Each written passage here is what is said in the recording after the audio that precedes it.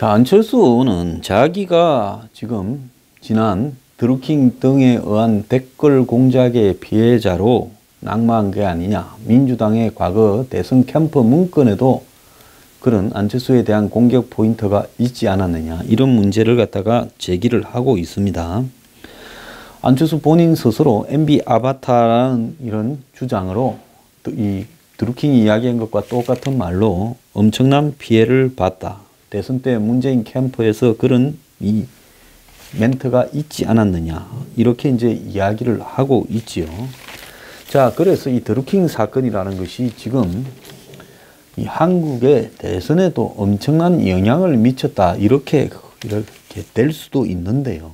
지금 민주당의 내부 의원들은 어제 더 좋은 미래라는 더불어민주당 의원들, 이 사람들이 더 미래연구소, 김기식 연구소를 멤버이기도 할 건데, 이 사람들이 김기식에 대한 선관위 결정을 놓고 A4 용지 2장 분량에 중앙선관위 해석에 대한 입장이라면서 대놓고 반박을 해버린 겁니다.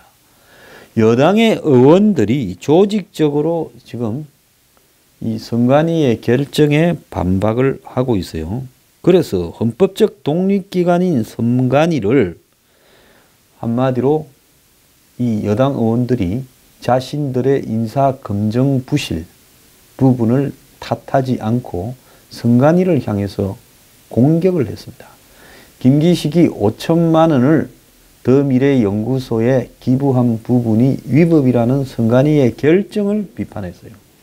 솔직히 저나 일반 국민들 다수가 선관위가 어제 다른 부분, 뭐 피감기관에 돈을 받아서 해외여행을 하고 무슨 보좌진을 데리고 가고 한 거는 전부 위법이 아닌 것처럼 얼버무린 부분에 대해서 어떻게 저렇게 썰개 빠진 선관위가 있나라고 이렇게 비판을 해도 시원찮을 건데, 민주당 의원들은 선관위를 공격하고 나섰고, 지금 뭐 드루킹 사건이나 김기식에 대한 검증 실패에 대해서는 자기 반성을 한마디도 하지 않았습니다.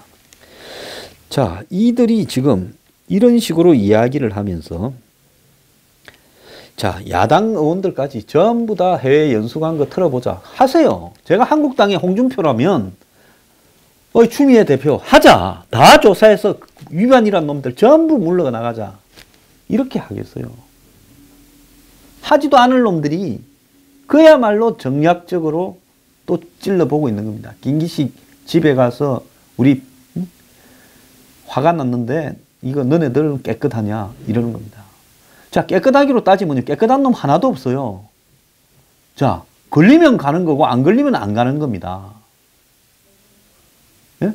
버스 안에서 소매치기 잡았다고 소매치기가 와 나만 잡냐, 저놈도 다 소매치기를 하지만, 아니 소매치기가 그 순간에 소매치기를 안 하고 있었으면요 아닌 거죠. 그러지 않습니까? 그리고 왜 소매치기 한 사람이 배설하겠다고 나왔다가 그 지경을 당하냐, 그걸 한탄해야지요. 자, 그래서 지금 여당의 지도부 또한 같이 다 틀어보자고 하고요. 우원식은 해외 출장 전수조사하자. 김기식은 물러나면서 내가 정치적인 이유로 물러나지만은 선관위 판단 납득이 어렵다고 물러갑니다. 뻔뻔해도 이 정도면 거의 정말 말을 하기가 어려울 거예요. 분리하면 다 적폐예요. 그러니까 저들이 댓글 공작을 하니까 그건 또 말을 안 합니다. 이 정권은, 문재인 정권을 비판하는 모든 댓글은 조작이라고 이렇게 생각을 하는 사람들 같아요. 조작은 저들이 하면서요. 그래서 이런 이 꼼수들을, 드루킹 등을 시켜서 한 꼼수들을 정말 국가를 위해서 쓰면 될 건데 쇼통인이 이런 대로만 쓰고 있어요. 자, 김어준이가 이 네이버 댓글 조작을 매크로까지 거론하면서 이렇게 시끄럽게 만들지 않았으면 한마디로 지금 일이 이렇게 커지지가 않았겠죠. 오죽하면 SBS에서 사장이나 노조가 김어준의 블랙하우스의 공정성이 문제가 있다면서 정봉주의 이 의혹을 옹호한 거, 이런 부분들을 보면서 이것이 과연 공정하냐, 그것뿐만 아니라 지금 김용민이도요 SBS 라디오의 프로를 진행하고 있는데 거기에 욕도 했다는 거예요. 자, 그래서 자기 팬이라고 이런 친구들 앉혀 놓으니까 전부 지발등을 찍어서 지금 자빠져 가고 있습니다. 자, 댓글 이게 뭐라고 저기 참 이명박 정권이나 보수 정권에서 댓글 무슨 김우산이 이런 애들을 월급을 얼마나 주는데 예? 댓글이나 달게 시킨 것도 한심하고 이런 댓글팀을 밖에다 두고 용돈 주듯이 했던 것도 웃기는 이야기고요. 그런데 그래도 거기는 그래도 이 적발이라도 되게끔 어설프게라도 했습니다. 그런데 이 정권은 그런 일들을 한마디로 뭔가 시켜줄 것처럼 기대를 잔뜩 시켜놓고는 지금 와가지고 오리발을 내미니까 협박당하다가 이제 협박하는 솜을 잡아 넣어버리고 잡아 넣고 난 뒤 뒷수습을 하려다가 지금 터져 나오고 있는데 이 뒷수습에 검찰, 경찰이 동원된 게 아닌가 하는 의혹까지도 지금 등장하고 있습니다. 그 왜 최근 들어서 이런 의혹들이 이렇게 많이 등장하고 있느냐? 지금 한미연구소부터 시작을 해서 한미연구소 그것도 보통 일이 아니지요. 기본적으로 한국 안에서 언론에 대한 블랙리스트를 작성하다 모자라서 해외에 있는 연구소까지도 블랙리스트를 이렇게 세우려고 하다가 시끄러워져서 국제적인 개망신을 당한 사건이잖아요. 김민식이 한국에서 어떤 겁니까? 지가 참여연대에 있고 할 때 온 이 재벌인이 힘이 센 사람들한테 도덕적 잣대를 갖다가 이렇게 들이밀면서 엄격한 도덕적 잣대였죠. 저는 남을 지 마음대로 지 도덕적 칼날로 다 죽이다가 이제 지가 권력에 올라섰으니 거기에 대해서 제시되는 도덕적 기준을 지는 지키지 않고 물러나는 순간까지 지 잘못했다 한마디 하지 않고 내 더러워서 정치적인 이유니까 간다라고 갔습니다. 뻔뻔해도 이렇게 뻔뻔할 수가 있는가 하는 거죠. 얼마나 인간 자질이 안 되는 작자가 한마디로 그를 불러다가 고양이한테 생선을 지키는 자리입니다. 금융감독원이요. 거기를 도둑고양이를 안 치겠습니까? 그래서 이 정권이요. 거의 도덕성에 좀 바탄이 오고 있다는 거죠. 댓글 부분에 한번 보세요. 남들을 댓글 가지고 저렇게 잡아놓고는 저들이 지금 벌인 일. 남들을 적폐라고 저렇게 잡아놓고는 저들이 지금 적폐를 감시할 자리에 앉히려고 하는 사람이 적폐의 대상이었다는 거예요. 자, 김기식이 갔지만은요. 김기식이 검찰 수사를 한다니까 고발된 것도 있고 김기식의 개인 재산 형성 과정부터 뭐 어제 제가 나왔던 18억이 어떻게 된 건지 전부 조사 좀 했어요. 진짜 이런 작자는 사법 처리를 해야 된다고 저는 보고 있습니다. 자, 그런데 김기식 같은 인물을 임종석이나 조국이 봐주고 몇 번을 검증했다면서 선관위가 위법이라고 하는 사안조차도 이렇게 도출 못한다는 것은 이건 뭔가 하면 최순실이가 있었을 때 최순실이에 대한 존재를 박관천이 말고는 아무도 말을 안 했고 박관천이가 최순실 글자 하나 올렸다가 난리 나 버렸지 않습니까? 지금 마찬가지로 이 정권은 지금 고영태가 제가 볼 때 드루킹이라고 봐요. 고영태가 최순실한테 배신을 당하고 TV조선에 자료 갖다 주었듯이 드루킹이 이 정권에 배신을 당하고 한번 붙어볼까 하다가 지금 구속되면서 지금 사태가 터져 나오고 있는 겁니다. 그러니까 드루킹은 이 정권의 고영태라는 거죠. 자, 이 정권 정말로 두렵지 않고 창피하지가 않습니까? 몇 명이 다 해먹다 보니 지금 기본이 수습이 안 되는 거예요. 정상적인 정권 같았으면 이 드루킹 사건은 수습됩니다. 어떻게 수습을 하냐? 자, 드루킹이 떠들고 다니면 김경수 의원이 드루킹을 만나서 그러면 협상을 하자. 오사카 총영사는 안 되는데 네 책임은 또 체면은 세워줘야 되고 네가 우리를 위해서 고생한 것도 있고 하니 그럼 다른 자리로 좀 하자 해서 다른 자리 그냥 소문 안 나고 숨어있는 짭짤한 자리에 그냥 변호사 한 자리 시켜주고 뭐 누구 한 자리 시켜주고 청와대에 무슨 뭐 행정관 말단이라도 한 자리 시켜주고 했을 거예요. 민정실은 곤란하지만 딴 데 가라고. 그런데 이 정권은요, 이걸 수습할 능력이 없는 거예요. 제가 박근혜 정부를 보면서 이해가 안 갔던 거는 지금 3인방이나 최순실 고영태에서 벌어지는 일을 수습할 능력이 없이 눌러다가 터져버린 거 아닙니까? 그때 뭐라고 그랬습니까? 우병우 나오고 뭐 고영태 나오고 뭐 이럴 때 뭐 했어요? 좌파 언론과 부패 언론이 결탁을 해서 정권 죽이려고 한다다가 자기들이 죽어버렸잖아요. 마찬가지로 문재인 정권이 지금 이 정도 드루킹 정도 되는 협박 사건을 수습할 능력이 없다라는 걸 보여주는 거예요. 저것 딴에는 모여서 대책 회의를 했겠지요. 자, 이 협박을 하는데 이거 어떻게 해야 되냐. 다 터트려 버리겠다고 합니다. 그럼 터트리면 뭐가 나오냐. 지난 대선 때 뭐 얘들이 온라인 오프라인을 통해 가지고 우리 도와주고 또 우리가 거기에 지시 내린 것도 있을 거고 이랬는데 이게 터지면 이 댓글 문제에 대해서 우리가 직접적으로 개입한 것처럼 되어서 매우 머리 아파진다. 이걸 어떻게 수습했으면 좋겠냐. 그러니까 청와대에서 그랬을 겁니다. 그건 이제 경찰 수사 들어가자. 그래가 수사를 하고 여차하면 집어넣어 버리자. 이렇게 했겠죠.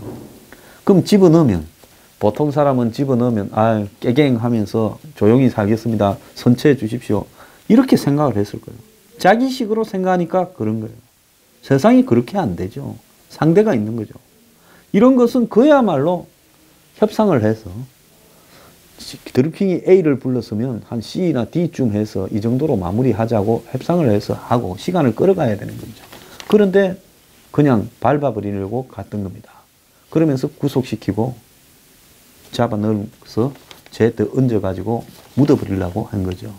그러다가 지금 이게 터지고 있는 겁니다. 그런데 애초에 매크로 조작한다라고 김어준이가 떠들어댈 때 그렇게 안 떠들고 추미애가 예를 들어서 네이버를 무슨 뭐 댓글 조작한다고 안 했으면 또 네이버가 고발도 안 하고 내부에서 수습됐을 거예요. 그런데 지지율이 그때 조금 내려가가 50%대로 처음 떨어지니까 뭐 때문에 떨어지냐? 이런 게 조작한 놈들이 있다. 이놈들 다 잡아 죽여야 된다. 이렇게 간 거예요. 그러니까 정권에서 이런 부분들을 통제되지 않은 채 하는 겁니다. 그런데 보수가 과연 매크로를 동원해서 그 비싼 프로그램을 동원해서 인력을 동원해서 지금 야당이 돼가지고 지금 전부 다 그야말로 주막집에 앉아서 막걸리 마시고 있는 사람들인데 이 사람들이 이런 일을 할 만큼의 능력이 된다고 김어준이는 블랙하우스에 불러다가 그렇게 떠드는 겁니까? 매크로 조작을 하고 있다. 그 보수가 조작한다고 떠들었을 거 아니에요? 저거 편이 조작할 거라고 생각은 안 했을 거 아닙니까? 그러니까 한편으로는 이 패거리가 협박을 하고 협박이 안 먹혀드니까 드루킹이 댓글 조작하는 걸 알고도 있었을 건데 이거를 갖다가 수습하는 과정에서 통제가 되지 않은 채 당은 당대로 떠들고 김어준이는 김어준이대로 떠들고 잡고 나서 보니까 한겨레는 한겨레가 제일 먼저 보도했잖아요. 4월 13일 날. 한겨레는 처음에 이 건이 이렇게 커질 줄 알았으면 보도했을까요? 그 조작한 놈들을 잡고 나니까 민주당 당원이더라. 이런 의문에서 시작했죠. 그러니까 그 전에 들었을 가능성이 높은 TV조선이 한겨레가 보도해서 그러면 우리가 이제 두 번째로 따라붙어서 조지자. 이렇게 지금 흘러간 거 아니겠습니까? 그렇게 보면 이 정권은 내부에서 당과 김어준과 네이버 자기 편일 거 아니에요? 이것도 통제가 안 되고 있고 더 나아가서 김기식 문제에서는 김기식에 대한 검증부터 해서 이런 것도 통제가 안 되고 있고 그야말로 지지율이 우리가 높으니까 마음대로 우리가 하면 다들 그냥 어떻게 하지 못하고 끌려와서 끝나더라는 식으로 지금 이야기를 하는 거예요. 자, 이제 정의당까지도 조국이 잘라라 했습니다. 조국이 잘라야죠. 임종석이 내보내야죠.